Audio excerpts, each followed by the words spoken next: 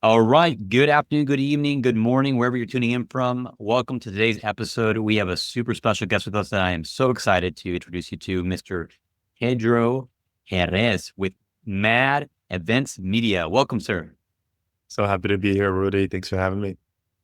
Yeah, man. Really excited to have you here. You and I were introduced by one of our mutual friends and mentors, Yannick Silver, who's a remarkable human being that runs the Maverick 1000 groups. And the people that he knows are world class, that are in the world, not just running profitable, impactful businesses, but also having fun while doing it. And I'm glad that he connected us, man, because right away when I met you, I was like, man, this is my guy. Just immediately fell in love with you and your mission, what you're doing with virtual events. And holy smokes, man, you got a track record to back it up. I know you've helped run, gosh, I think you ran the biggest paid virtual event in the coaching industry. You've been doing virtual events since 2017, generate over $100 million for you and your clients. You're an expert, man. You are a G when it comes to filling events, engaging in conversions. And I'm just so excited to hear about your proven framework that you've used to do that. When I hear those things read back to me, man, I'm like always really floored by it because I'm just someone who I grew up in the Bronx in New York City, extremely poor. No one ever gave me anything other than an opportunity. And that opportunity just came from like just waking up, knowing I had my breath and an opportunity to get after it. And I knew that's always all I needed. Dude, I love that perspective, man. I don't want that to go unnoticed. Is yeah, every day that we get to wake up and have a breath in our chest and a heart and a beat in our heart, man, that is a gift. And make the most of that. And I love how you, as successful as you are, you still continue to bring your awareness attention on that and just continue to take things one step at a time, one day at a time. That's it, man. That's the secret sauce right there. Be grateful for what you have and use the season that one is in to fortify what's next. Like have it prepare and mold your mind to become who we need to become to step into that next season. Absolutely, man. You're speaking my language, brother. Thank you. Well, my friend, the floor is yours. I would love to hear a little bit about your background and kind of what brought you into doing events. And I know you have a proven framework that you've been using for you and your clients to help fill virtual events and live events. And I know that's the top of mind question for a lot of people listening to the show is how did you do it? How did you create the biggest paid virtual event in the coaching industry? I mean, that's quite the accomplishment. Yeah, I'll give a quick overview of my background, just so people have that. Won't spend so much time there so you can spend more time talking about more tactical stuff. But yeah, when I dropped out of university at the age of 18, I went to go and work for Tony Robbins. I read one line in a book that drastically changed my life, and it was Rich Dad Poor Dad. And it just simply said, poor people go to work for a paycheck, rich people go to work to learn. And there was a whole story that he shared in the book, which I won't go too deep into, but the whole premise of that was that there's more value in learning than there is in maximizing what you're learning in certain seasons of life. And when I was just getting started, there was more value in learning for sure than any money I could have gotten paid. Like, hey, do you get paid $2 more an hour? Or like, do I go and learn from, in my case, it was Tony Robbins. I worked for Tony for 4 years and I went to every event that he did for 4 years. It was my real life education. I immersed myself in what a multi nine figure event-based business looked like from the inside out. It gave me access that I would have never had otherwise. And it laid the foundation for then being able to build on all the things that I learned based off what the world needed at different seasons and different times. But that laid the foundation for everything. To answer your question about this whole model in terms of how to fill events, I think about it in 6 phases. And I'm a huge fan of specifically lean thinking principles because what lean thinking does is it basically removes waste. So it looks at where's the waste? How do you actually remove the waste? And then how do you minimize getting to your outcome with the least amount of variables along the way, right? Meaning like what actually matters. And what I see so many people do is that they're focused on too many things and therefore nothing actually truly matters. And what matters is what you give focus to and what you're looking at any given time and what you're focused on optimizing. And so when I'm thinking about filling any kind of event, doesn't matter if it's virtual or if it's live, I think about it in 6 steps. Number one is you have to be able to get attention. The name of the game is you got to be able to get attention. You have to be able to get underpriced attention, meaning you have to be able to get attention that works for the economics of your particular business. And if you can crack the code on that, then you're going to be able to crack the code on making your wildest dreams possible. It's literally the difference between your dreams dying on your lips or you having a possibility to truly make the difference that you want in the world. And the reality is that there's a cost associated with that attention. That cost associated with that attention is changing by the day, and it's dynamic, and you need to understand that. And just a super high level overview on that is that just understanding what's kind of happened over the last couple of years, I think is really key. So I don't know how many people know this, but the world of advertising and social media changed entirely thanks to one company, and it's TikTok. And it's because they introduced a new algorithm called the interest graph algorithm. And basically what it did is that it moved who got attention to who got the most followers to who made the best content, because they were just optimizing for one metric, and it's watch time. And everything else is literally a secondary metric from there. And understanding that is really, really key in understanding why maybe it's gotten more difficult for people to get more eyeballs on social media or advertising on other content. So one was optimized for follower count, other one was optimized for content quality. And that's really important because now anyone who wants to really learn this game can come in. The playing field is entirely leveled. And if you actually learn how to capture people's attention and matter to that individual, you can start with 0 followers and you're going to be able to penetrate the market in ways that was not possible unless you took years to build a following. Now, why am I mentioning this? I'm an advertising guy. Why the hell is Pedro even talking about this? What a lot of people don't realize is that the same content that you try to advertise with, the same video creative, image creative, it lives on the same exact feed as the creative that you post organically. And if you can learn how to crack the code organically, you're going to learn how to crack the code through paid. And it's just translating those learnings over. And you're going to notice that your acquisition costs go down significantly. But that's just kind of like the first phase of it. The big question that I really encourage everyone to answer for themselves is that, do you know without a shadow of a doubt what the person that you're trying to matter to is paying attention to right now? And most people that I ask that question to, 9 out of 10, the answer is always no.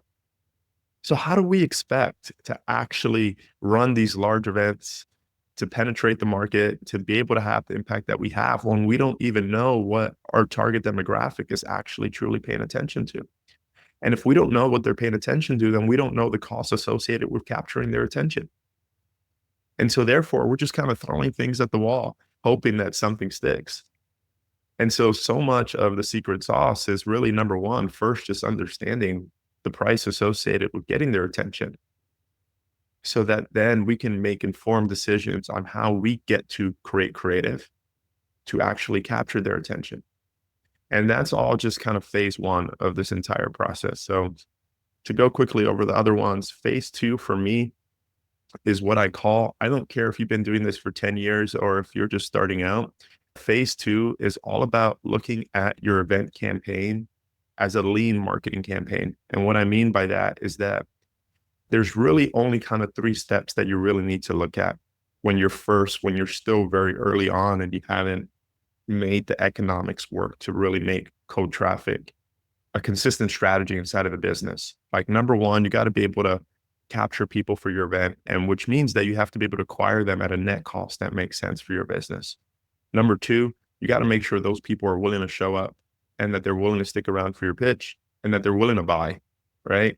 And then you can look at some simple backend metrics, which is like, what was your collected revenue? What was your promised revenue? And what was your ROAS? And when you look at those key metrics, it's like, does the math work? And if the math doesn't work, why are you even thinking about your follow-up and your backend and all these different things? Like, those are really important things that could probably move the needle.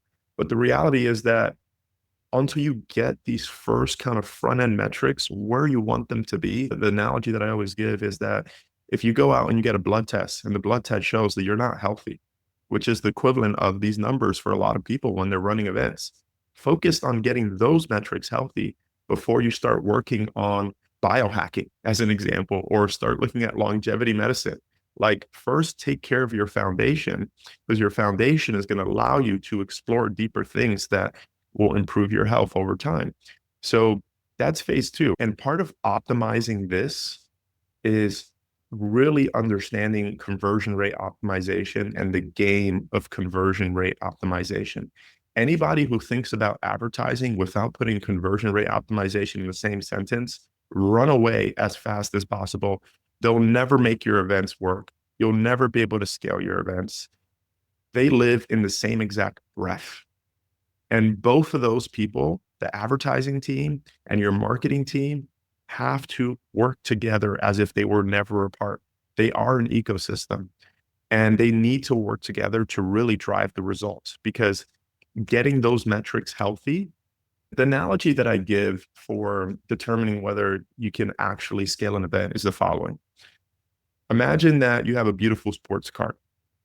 You're like, man, this thing can go 200 miles an hour, but you're driving through the back hills of Malibu. Well, how fast are you really going to be able to drive? Right? There's a certain point where you get over a certain percentage of mileage per hour that you're going to fly off the freaking mountain. And so I use that analogy to say that if your marketing, if these front end metrics that I'm alluding to are not in a healthy place and you try to hit the floor and scale your marketing, it's going to push all of your costs out of whack. And there's no way that you're going to be able to scale in that environment. And so the name of the game is, how quickly can we ultimately optimize to get in a healthy environment, which is the equivalent of getting that beautiful sports car on a racetrack. So now you can freaking floor the gas and hit that gas as fast as possible. And that's really where you're going to be able to scale. And so just understanding how to create that environment is absolutely key. So reviewing the data daily, understanding what it means, understanding what actions to take on a daily basis to refine those key simple metrics into phase two. It's rapid optimization. It's really what it is.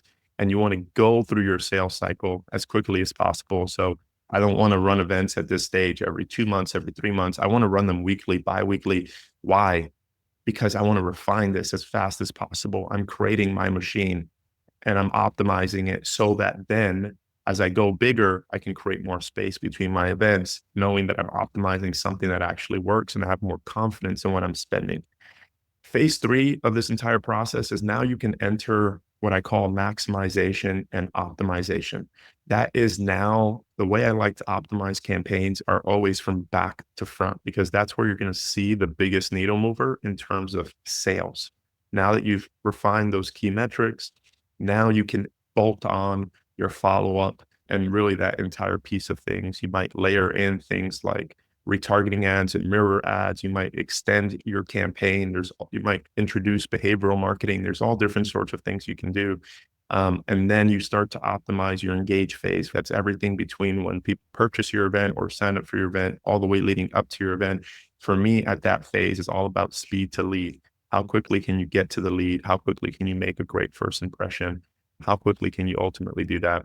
And then you can work your way all the way to the front, which is the acquire phase. That might be introducing new upsells, increasing your average order value, might be different things that you might bring into that mix, creative diversity, et cetera, et cetera. The whole thing is that if you're spending $5 and you're getting 10 out of those $5, the question is, how can you spend those 5 and get 15? That's the question that we're trying to answer at phase three. Phase four is all about enhancing your ROAS and LTV by up-leveling your brand positioning. One of my favorite ways of doing this is by introducing an impact component to your events, introducing a bigger story, a bigger meaning. And every company can decide to be a champion for something. Don't just be another freaking event. Be an event that has a purpose. Be an event that actually stands for something.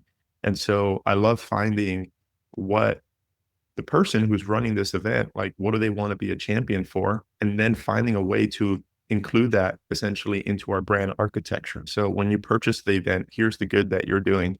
Let's remind them of that in their receipts. Let's remind them about in their welcome emails. Let's remind them of that in all of our marketing communication all the way through. Let's remind them of that when they show up for the event. Let's remind them of that when they buy our backend offer.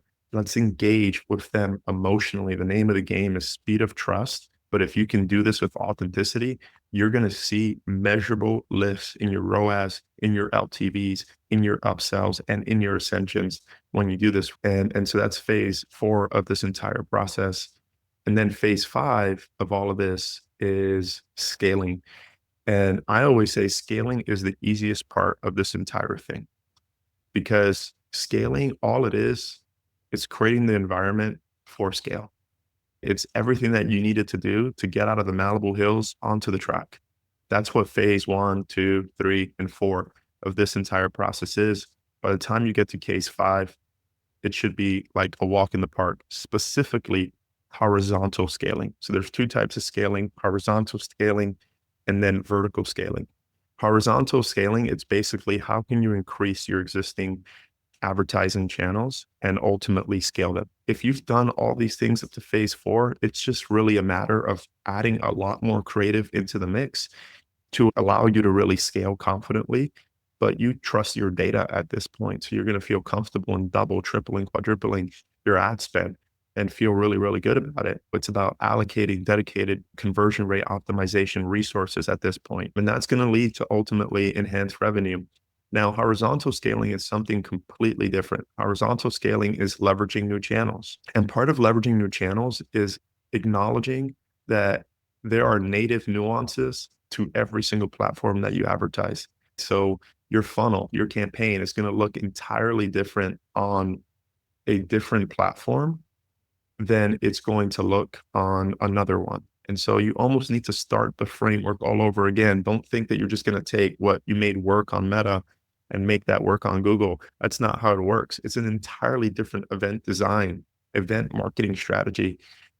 And it's important that that entire strategy is native to how people consume content and how they behave on these different platforms so that you don't lose their interest along the way. And you can also enter new markets at this stage as well. So horizontal scaling definitely takes a bit more work, but it's another way that you can grow. And then the final piece of all of this is what I call expanding ecosystems and integrating them vertically into your world.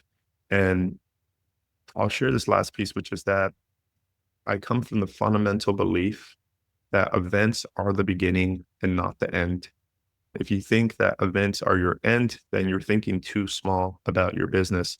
Events are a phenomenal foundation, but it's what becomes possible when you truly build your event empire, because you've created the environment ultimately where you can serve your customers in a wider range of ways by creating what I call, again, your event ecosystem. And all that means is, what are the products and services that your business don't currently do that your audience wants? So as an example is like, if you're teaching somebody about some, let's say trading as an example, or investing, well, what are the broader things that they're probably interested in? They're probably interested in different things that help them become financially free and enhance their wealth building journey. They're probably interested in legacy. They're probably interested in all these wide range of things, protecting their assets.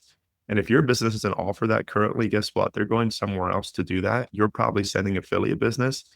You can partner with other people. You can start brands. You can white label services. You can do all sorts of things as a way, and then finding ways to inject that into your customer journey as a way of creating more value for that customer. And now, if you ever want to sell, what you're doing is you're selling an ecosystem of companies that create a multiple of value. But it all started by getting really good at running an event. And so that's a high level, Rudy, of how this all works, man. It's phenomenal, man. I took copious notes as you were chatting there. Man, this is a great interview to go back, and there's a transcript that's attached to this interview. Go back and read the transcript, look at the show notes, have a blog post associated, because like your steps are very clear, succinct, and you can follow. So for our audience, like definitely we should visit this information. This is gold. Yeah, I love your steps, man. It's very clear, step by step, methodical, and well thought through. And clearly you have a formula that works for you and for your clients. And I know I'm taking a big step back here at the beginning of what you said, but I love the fact that you went to work for Tony Robbins, and you went to work not for the dollars, but for the learning and the skills. And clearly being under the hood of a multi 9-figure event business has definitely paid its dividends for you and your clients over the years. It's phenomenal, man. What I learned, one of the big things that I learned in that journey was I would never forget when I first saw the run of show for UPW. It blew my mind. I honestly had no freaking clue what to do with it. Like I was, I don't know, 21 at the time or something like that, or 20 years old. And most papers like 8 by 11, like normal. Like this paper was like super wide. It like even goes off my screen. And it was like small letters and like play by play every 5 minutes of everything that was happening, every story. And if you just watch the syntax, and then you watch Tony. And by the way, each paper only represented one day. So if you just watch the syntax and you just watch Tony, you watch the syntax, it was like watching a show. And what that taught me was that preparation, thoughtfulness, it was an experience. Like it was an experience that was designed. And when you're there, it's like watching your favorite musician who's like just down to the T when he plays that exact note in the song, evokes an emotion in you. And it just showed me the value of preparation. It showed me the value of being thoughtful about your events and how you design your events. And thinking about that all the way through the very first time they see you on a video or an image, all the way through to the very end, and even what happens beyond that level of thoughtfulness for every single piece of your event. What becomes possible then? And I see just too many people, they're just winging it. And then they're wondering, man, like, why aren't my events doing better? Well, and that's why there's only one Tony Robbins. Yeah, and you talked about this idea of doing as many as you can and creating machine optimizing. I know Tony's been doing them since he was probably in his early 20s, and he's done hundreds of them, I'm sure, at this point. And he's kept building and building and building and refining and capturing and learning to the product that is today. I've also been to several Tony Robbins events. I'm a big fan. If you're listening to this, highly recommend go to Tony's UPW if you haven't already, while you still can, while you can still see him. And it's not the AI Tony. It really is a special experience. Thank you, man. Thanks for giving this overview. I'm curious, Pedro, maybe you can pull the curtain back a little bit more on how you've applied this system and how you ran the largest paid or virtual event in the coaching industry. I think that would be a really great value nugget for our audience if you can talk us through how you applied this. Yeah, I'll give you two really big ideas here. Let's see if I can articulate them.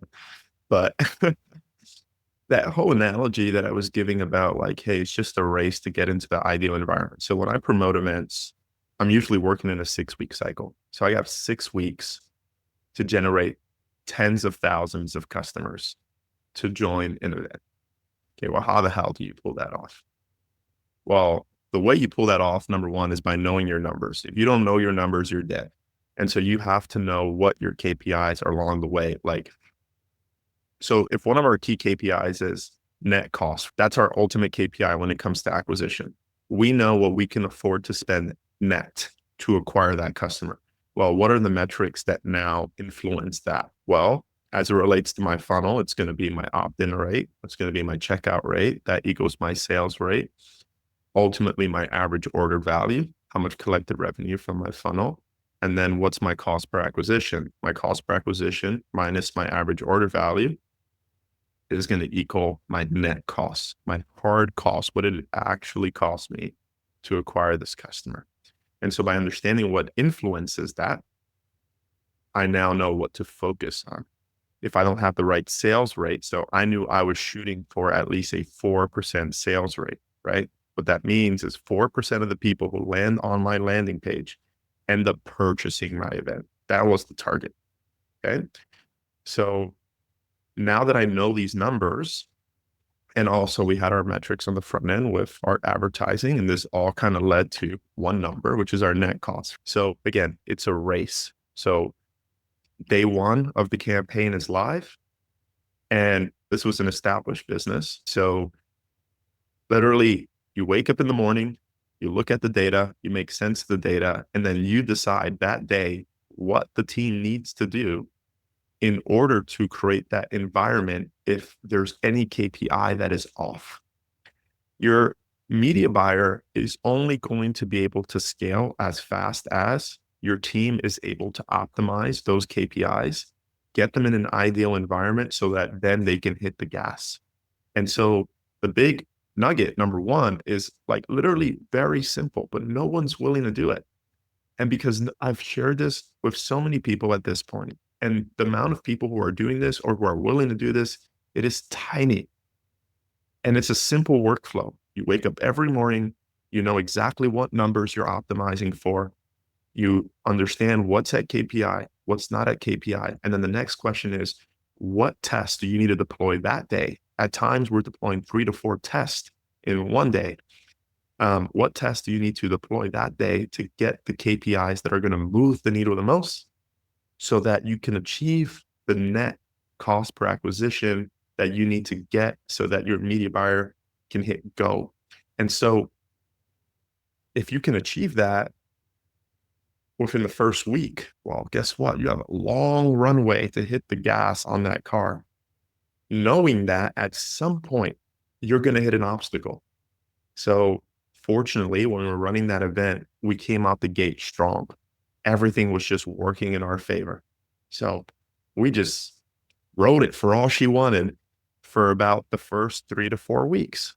Usually the way it works is that we get 45% of our acquisitions the last 2 weeks, but for whatever reason, the environment was just perfect the first 4 weeks. And so we just pushed the hell out of the machine for the first 4 weeks. And then things went wrong the last 2 weeks. And we were just kind of scrambling to get back in that ideal environment. It's like, oh, your tire lost pressure, right? Well, you got to slow down. Otherwise, you're going to kill yourself. And so that's the workflow. That's the mindset. It's like what environment I am. If I'm in a great environment, go. That's because all your numbers are working in your favor. You can be proactive in coming up with additional split tests. If things are not working in your favor, then you have to strategically think about how do you approach solving the problem. Chances are there's a lack of congruency between your advertising and the experience that you're providing. Maybe it's a lack of clarity. Maybe what the market is desiring has shifted. So one of the things that I love to do is every single person who buys an event ticket from us, we always survey them. Like, hey, why did you join? What's the biggest problem you're trying to solve? And guess what? I have tens of thousands of responses of people who have answered that single question. And guess what? Every single week, I'm understanding where's the market at? Where's the temperature at? How does that reflect on our messaging? And we're refining this all in real time to make sure that, again, we're in an ideal environment so that we can scale. So that's one of the big things. It's simple. It's not difficult, but it's precise workflow, understanding what numbers you're optimizing for, and then knowing how to approach solving those numbers to get those numbers healthy so that your media buyer can buy. So honestly, that's probably the thing that made the biggest difference, but it's the level of excellence that process is executed. And I literally had a team. All they would do is just wake up in the morning, we'll look at the data together, and then they knew what to do that day based off that data. They had no other responsibility other than waking up that morning and understanding what they needed to do to move the needle the most that day. That's their only job.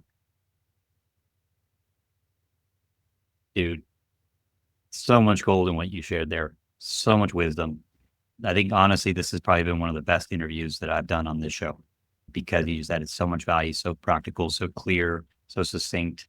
I'm going to go back and listen to this. I'm going to share this episode with several of our clients as well. You clearly have it down to a science.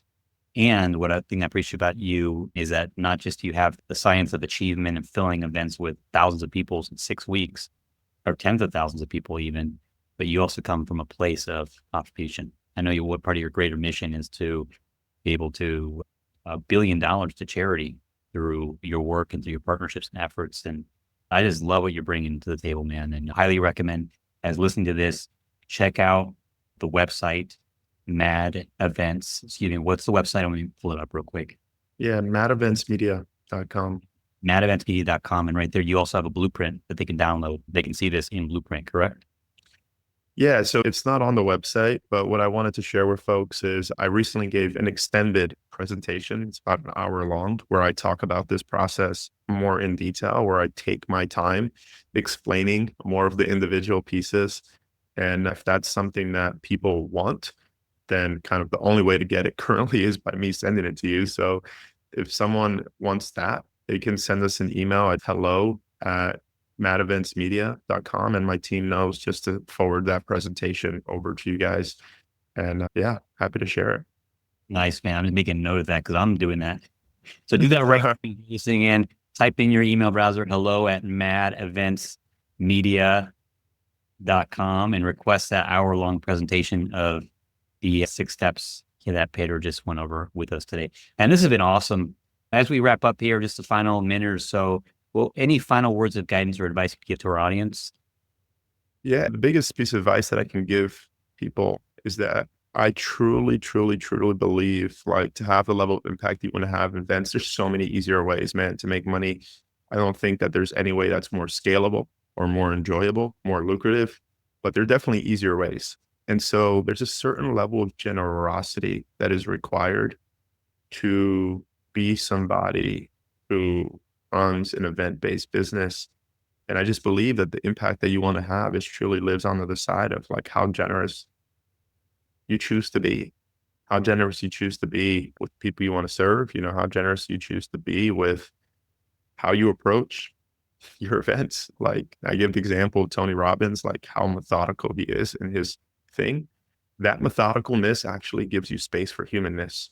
'Cause if you're in Tony's presence, you'll know he's the most human person that you can possibly imagine. You feel his heart, you feel his soul, you feel his being, but that comes from methodical preparation. And I would just encourage everybody, just like, hey, if you're not having the level of impact you want to have, just like how generous are you truly being inside of your business? And it could be a sobering thought. Hey, have I gotten a little complacent with it?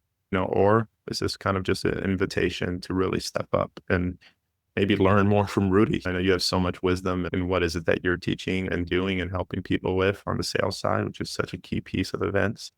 And then my call to action to everyone is you can run your business or you can choose to make a difference. And I think choosing to make a difference is a much more rewarding, fulfilling way to go about building your business. And the hard times will simply just be like little pebbles in your journey because you have a bigger why for what is it that you're doing.